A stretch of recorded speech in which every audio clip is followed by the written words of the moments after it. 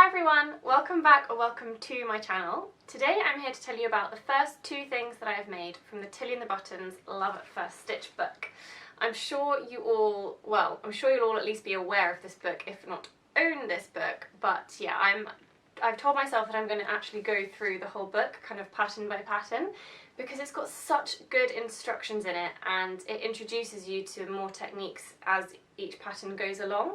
So I'm going to definitely mix it up with other things I want to make in between as well, but I think it will be a really good way for me to build up a few more of my basic sewing skills. Like, for example, I think one of the next patterns I'm going to come to is going to introduce me to things like French seams and that sort of thing. So yeah, really enjoying using this book.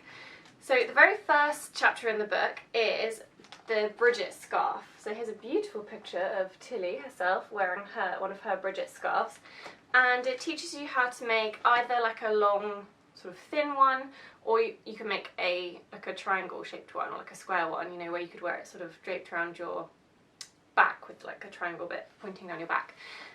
I decided to make just a strip one, and as you can see I'm modelling it for you today. It's made, I'm not quite sure how I feel about the pattern. I bought the fabric from John Lewis and I was trying to find sort of a patterned fabric that would kind of complement my hair colour and stuff, and it's this kind of taupey marley colour with kind of a navy blue swirly pattern going through it. I do like it, but I don't know, it's not quite got the wow factor I hoped it would have. I think maybe if the blue was more vivid, more strong, I think it'd be better. But anyway, I can't remember exactly what the fabric was, I'm really sorry. But the great thing about it was that I only needed to buy the tiniest amount just to make this little scarf. And I'm pretty sure it was drapey, it was very lightweight, and it was tricky to work with because of that. But it's not particularly soft, it's probably got a lot of polyester in it. So yeah, the fact that it was such a lightweight kind of flowy material did make it really quite difficult to sew with, so I didn't make my life very easy. It's a super simple pattern, like honestly, it couldn't be more simple if it tried. But you do have to kind of, you sew it all up, but leaving a hole to turn it all in the right way, and then you have to stitch up the hole you made.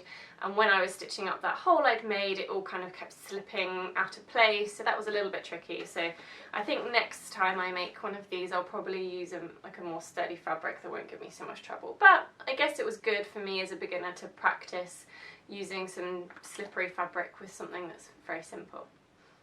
So yeah, I don't really wear this kind of thing, I have to say. It's not really my normal style, so I'm going to try and have quite a bit of fun sort of learning how to style my hair around this headband. I'll try and turn around so you can see sort of what my hair looks like from the back. But I've just sort of pinned it up, clipped it up with a clip. Yeah, so that's the very first make. The second make was the Margot pajamas. So let me just find the page in the book and sort of show you. So this is the chapter front page. I'm very sorry, by the way, if the light is coming in and out. I'm using natural daylight and the sun keeps coming out from behind the cloud and back behind the cloud, and so yeah, sorry about that, but you know, nature will be nature. Very glad the sun is out today. This pattern was also so simple. Again, a really great just confidence booster for a beginner to just make something relatively quickly, relatively easily, without any difficult techniques. The material that I've used, oh yeah, let me show you them to you. It was really weird this morning because I got up, had a shower, like did my hair and makeup, had breakfast, and then I put my pajamas back on. Weird. Anyway, well, I wouldn't wear these last night, these are clean. I actually did iron them, although you probably can't tell now because I've been sitting down. But this is what they look like. I've got them right up on my waist, and they've got this tie belt here. And then they're very wide-legged, as you can see, and they literally just fall down. I'll insert like a cutaway to sort of show you the full length. But yeah, they're super comfy. I really like the material I use. The material is some cotton shirting material from Regency Rags on eBay, and I think it's worked really well. I really like the sort of traditional stripy pajama effect. The only thing I will say is I think this fabric is a bit see-through, like it's very thin. So yeah, I haven't actually done a proper, you know, put a dark pair of knickers on and stand in the light thing yet, but I only wear my pyjamas at home. It's not that big of a deal if they're a little bit see-through. I think I might actually alter these a little bit though, because they are very, very wide-legged. Wide-legged? Not sure what you're supposed to say.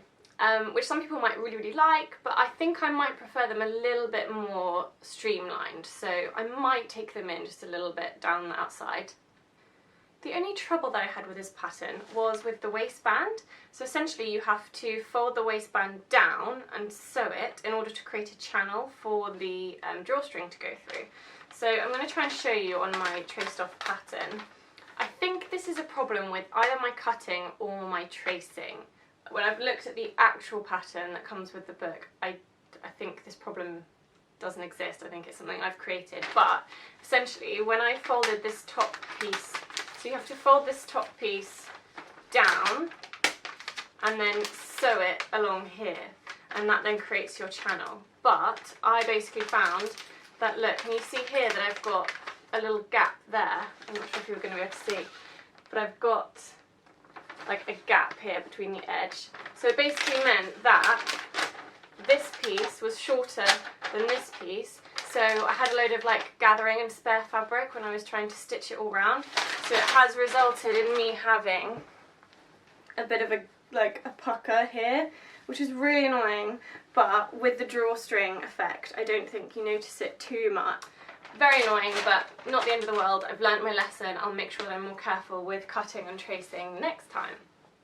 If I make pyjamas again, I think I will try and use elastic instead of the drawstring, because whilst I really like the way the drawstring looks and I love how simple it was to sew, it's kind of annoying that like if you want to go to the toilet or something, you have to like undo the drawstring, pull the pyjamas out, like pull them down, go for a wee, pull them up again, tie it up again. I know this makes me sound so lazy, but I think I might prefer something with elastic so you can literally just like slip them on and off without faffing around with the drawstring tie thing. And I would love, I probably won't bother now because we're now moving into spring. Yay, thank goodness, I love spring. It's like my favourite time of year when all the daffodils start springing up, and actually daffodils have already been out for a while, so that's good. But yeah, daffodils, tulips, sunshine, warmer weather, it's my favourite time of year.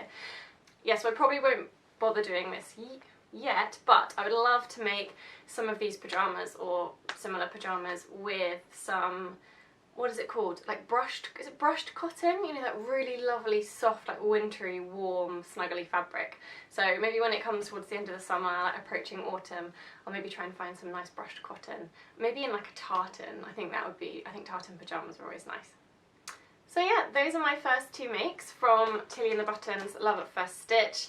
As I said, I just think this book is great for just slowly introducing you to more techniques. So next up, which I've already shown you the fabric for in my latest fabric haul and sewing plans video, is the Delphine skirt. So that's the next thing I'm going to be sewing, and then after that, what have I got after that? So next up is the Delphine skirt.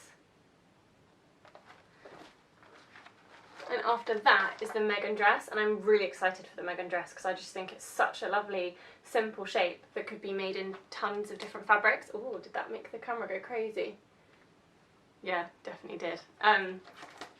Yeah, I just think this could be such a versatile pattern, so really looking forward to getting on with that one to that one. So yeah, that's it for this video. Thanks ever so much for watching. Please do give it a thumbs up if you enjoyed it, and click subscribe if you would like to see more. I'll put any relevant links in the description box, including links to my Instagram account and my blog if you'd like to check those out. See you next time. Bye!